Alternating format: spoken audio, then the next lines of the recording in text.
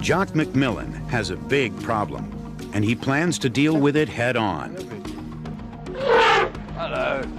He's going toe-to-toe with these wild and aggressive young bull elephants, the stressed-out problem children of a small South African game park where McMillan works as a field ecologist. So we had a stressful day. They're very much more relaxed now than they were. Look at your face. It wouldn't take much to get them back into that stressed state. McMillan keeps a wary eye on the most dangerous animal in the group, the biggest adolescent, named Ungama. The one closest to us is Ungama. He's the remaining bull. At the age of 17, Ungama has become very aggressive. And today he turns all 5 tons of him on his human visitors. And I think we've just ended the interview. Get in that vehicle.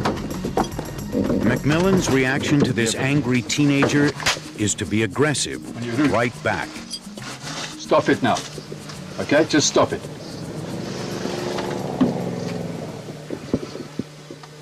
You're still not bigger than me. I let it build up to a point where I think it's reaching a peak. Then once he starts becoming aggressive towards myself in the vehicle, I'll respond in kind. No! No! Cut it out.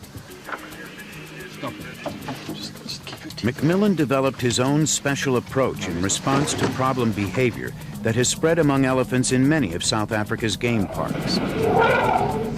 Angry young males like this one were attacking human property.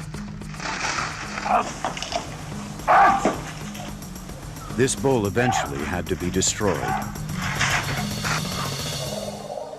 Such aggression is not normal in elephants.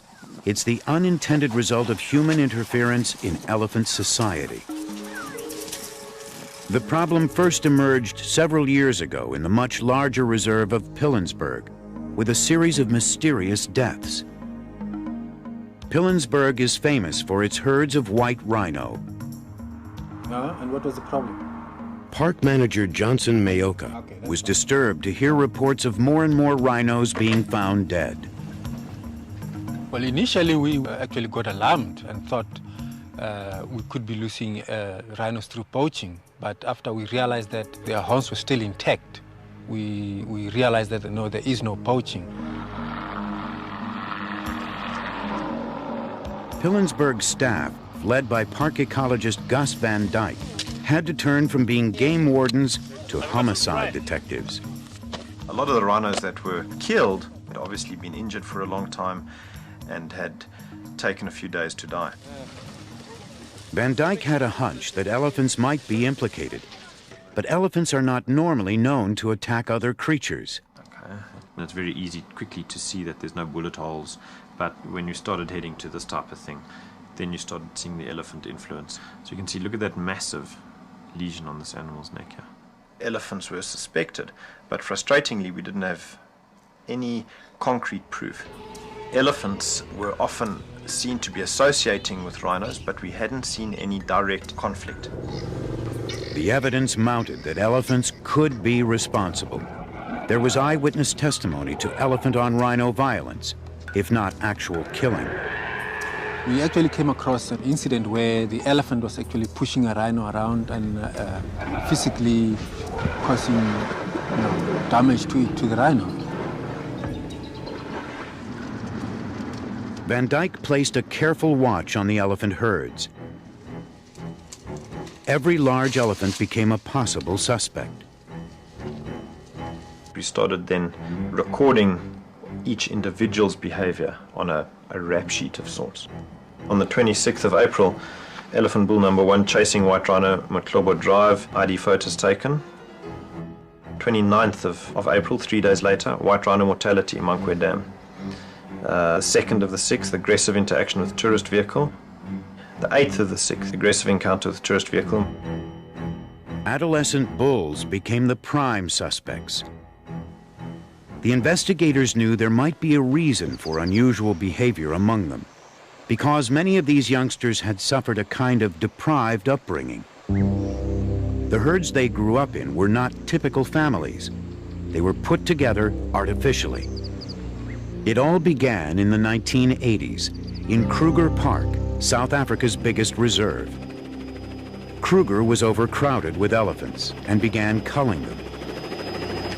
The older, bigger animals were killed. The younger ones were spared, then dispersed to other parks. Many were transplanted to Pilanesberg, and it was these animals who now seem to have grown into troublemakers. Severely unsettled in childhood, the young males had turned angry and destructive in their teens.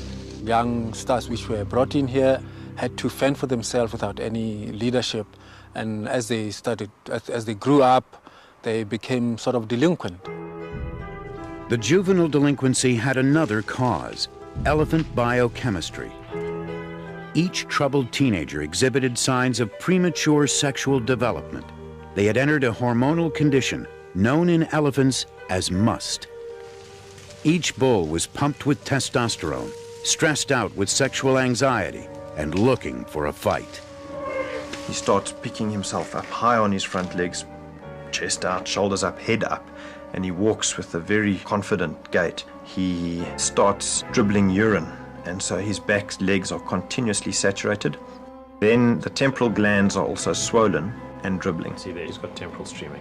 Okay, here you can see the classic must. You can see the wet back legs. See his high walk. They become really stroppy or unpredictably aggressive.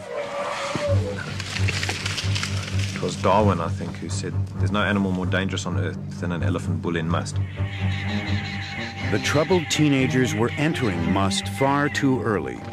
There seemed to be only one likely explanation: the absence of older males to curb their youthful exuberance. The young bulls needed role models. The bulls rely on a slow introduction to must. When he's in his middle 20s, he might just pop into must for a day or two and then be beaten by a bigger bull who's been in must for a while. Obviously, the Pilanesberg bulls at the time didn't have that. They were coming into must early and they were just having these unbelievably long, extended must periods. And those were quite clearly leading to rhino mortalities. The case of the dead rhinos was closed. The worst of the culprits were condemned to death to protect the rhinos and everyone else. But removing the killer elephants didn't tackle the root of the problem. We were reluctant, quite obviously, to just keep on culling problem elephants. The best option, we felt, was to try and normalize the societies. The story moved back to Kruger, where it had begun. A new search was mounted there to find males of the right age group to ship to Pilanesberg as role models. But capturing large adult bull elephants is no easy matter. It required large doses of strong tranquilizers and some heavy lifting. The guys who were moving the big cows started developing techniques and transport vehicles. A big bull is just so much larger than a big cow and all the calves. It was a mammoth task because it was the first of its kind in South Africa. It is disturbing to see an animal as large and as majestic as an elephant having his life disrupted. There's a real art in keeping the animal awake enough to prevent him collapsing within the truck and sedated enough to prevent him getting upset and throwing his weight around inside that container. When they get to the other side, they'll be held in for a few days. Perhaps calm them down a bit after the trauma of a capture. This is a very traumatic experience for them, unfortunately. Coming up, will bringing in the adult bulls stop the delinquents' bad behavior? Nope. Science Times returns after the break.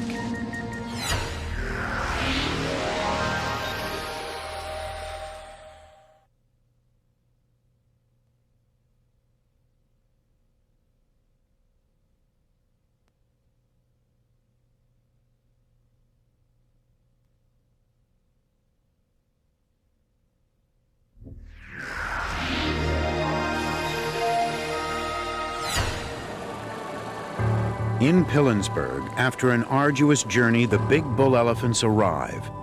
They arrive here in the early evening, and very quietly we open the gates and allow the elephants to move out in their own time.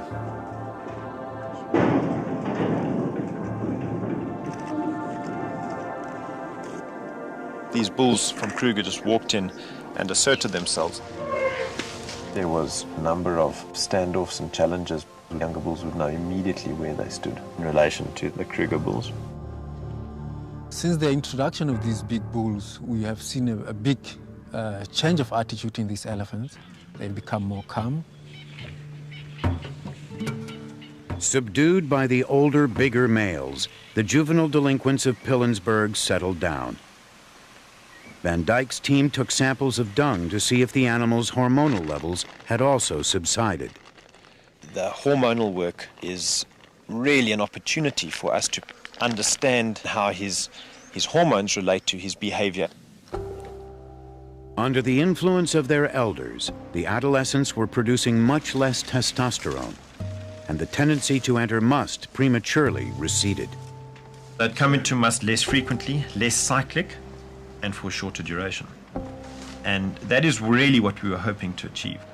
The thing that's clinched it for me thus far is the fact that we've had no more rhino mortalities from elephant.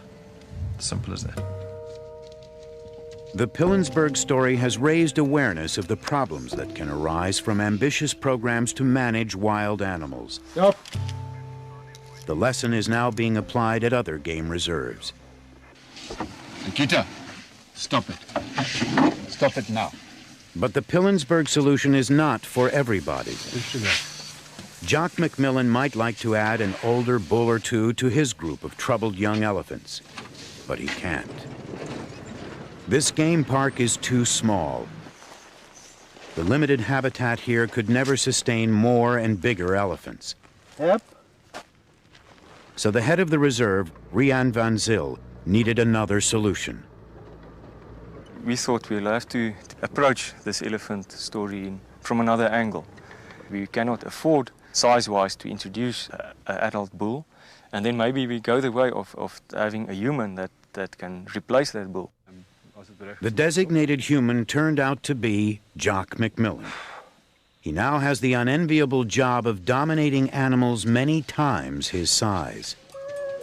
We've been successful so far in that Jock really has got a relationship with the animals. He would be dominated by a bigger elephant, and that's what you try and represent yourself as. I'm saying I am boss here.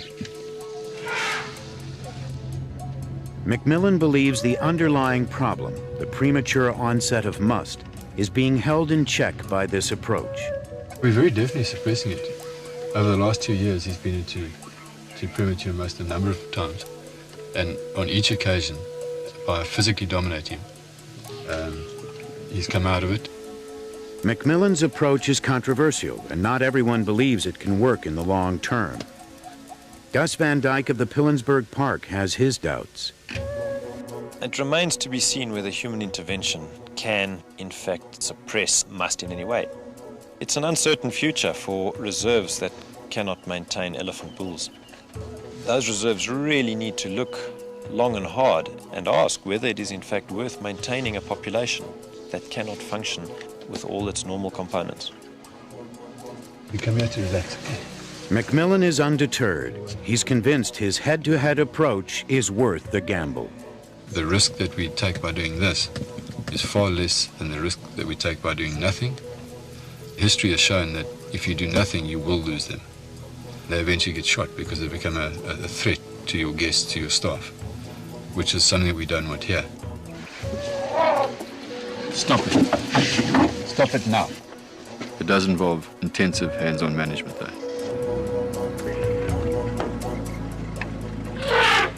But I'm pretty confident that it'll work.